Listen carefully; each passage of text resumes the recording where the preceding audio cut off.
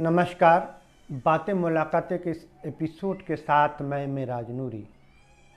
आज हम बात करेंगे उपराष्ट्रपति चुनाव के बारे में, जिसमें कहा यह जा रहा है कि इस बार मामला एनडीए, प्रधानमंत्री मोदी और गृह मंत्री अमित शाह के लिए टेढ़ी खीर साबित हो सकता है।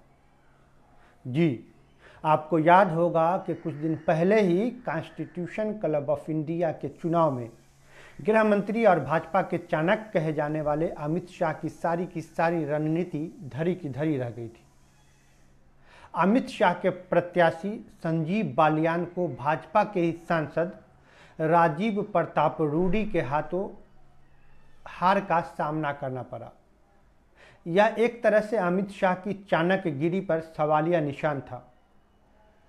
आज एक बार फिर वही स्थिति उपराष्ट्रपति के चुनाव में सामने खड़ी है, जहां एनडीए के उम्मीदवार के मुकाबले इंडिया गठबंधन के उम्मीदवार की जीत के आसार ज़्यादा नज़र आने लगे हैं। आशंका जताई जा रही है कि इस चुनाव में भी अमित शाह की चाणक्यगिरी धरी की धरी रह सकती है। जी हाँ, कहते हैं कि राजनीति में चाणक्य की नीतियां अमर हैं, लेकिन जब बात केंद्रीय गृह मंत्री अमित शाह की चाणक्यगिरी की आती है तो लगता है कि यह नीति अब हवा हवाई हो चली है। कभी अपनी रणनीतियों से विपक्ष को चित करने वाले शाह अब बार बार अपने ही जाल में उलझते नजर आ रहे हैं।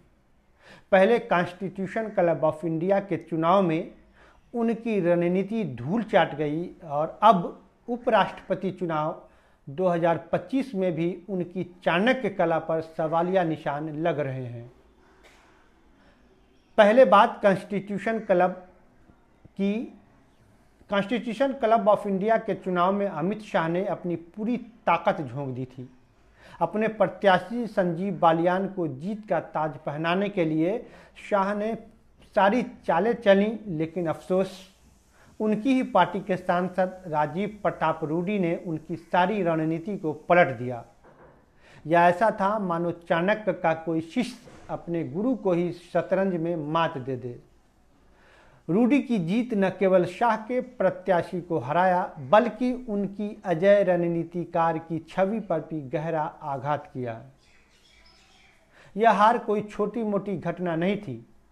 यह उस शाह की हार थी जिन्हें कभी बीजेपी का मास्टरमाइंड कहा जाता था।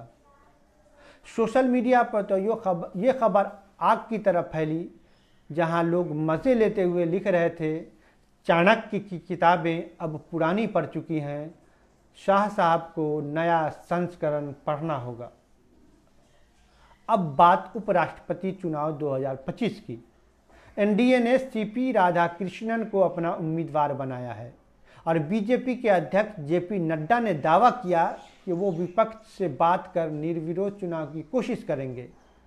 लेकिन इंडिया गठबंधन ने बी सुदर्शन रेड्डी को मैदान में उतारकर शाह की रणनीति को चुनौती दे दी है। चुनाव से पहले शाह ने विपक्ष पर निशाना साधते हुए रेड्डी को नक्सलवाद समर्थक करार दिया, लेकिन रेड्डी ने जवाब में सभ्यता का परिचय देते हुए कहा कि वो चाहते हैं कि यह चुनाव बिना व्यक्तिगत आरोप प्रत्यारोप के हों। यहाँ शाह की विपक्ष को विवादों में उलझाने की पुरानी रणनीति काम नहीं आई।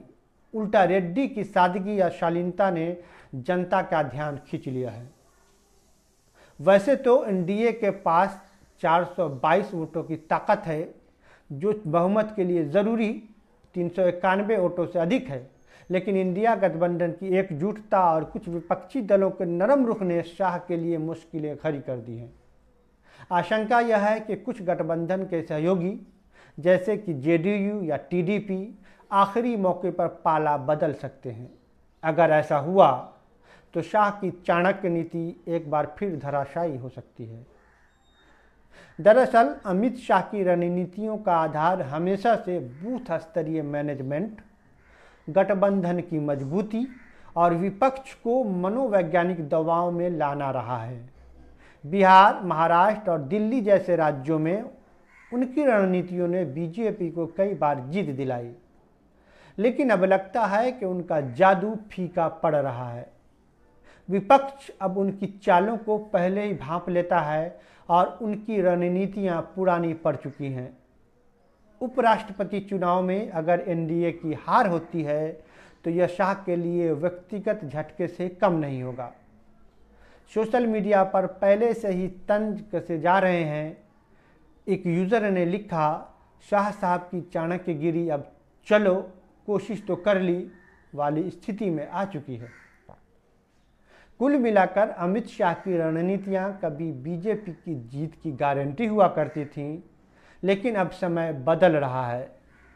कॉन्स्टिट्यूशन क्लब की हार हो या उपराष्ट्रपति चुनाव में अनिश्चितता, शाह की चाणक्य नीति अब हवा में तैरती नजर आ रही है। शायद अब समय है कि वो अपनी पुरानी किताबों को अलमारी में रखकर नई रणनीतियों पर काम करें, वरना विपक्ष का खेला उनके अपने ही मैदान में उन्हें मात दे सकता है। तो क्या शाह साहब इस बार उपराष्ट्रपति चुनाव में अपनी चाणक्यगिरी का कमाल दिखा पाएंगे या फिर उनकी रणनीति एक बार फिर हवा में उड़ जाएगी? ये तो 9 सितंबर 2025 को पता चलेगा जब मतों की गिनती होगी। तब तक जनता और सोशल मीडिया मज़ा लेते रहेंगे और शाह साहब की हवाई चाणक्यगिरी चर्चा का विषय बनी रहेगी। अभी के लिए बस इतना ही। फिर मुलाकात होती है किसी नए एपिसोड के साथ। तब तक के लिए धन्यवाद।